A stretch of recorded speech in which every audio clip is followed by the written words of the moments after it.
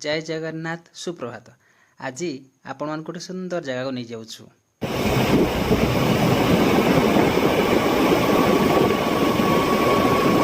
वर्तमान पहुँची गले से जगार जार ना हूँ गदगदा पार्क, जहाँकि मो विद्यालय ठारू मात्र अल्प दूर अवस्थित। यार प्राकृतिक सौंदर्य बहुत सुंदर। एठारे भोजी करने सब प्रकार सुविधा अच्छी। देखो यार प्राकृतिक सौंदर्य। वर्तमान जीवा यार मुख्य स्थान को।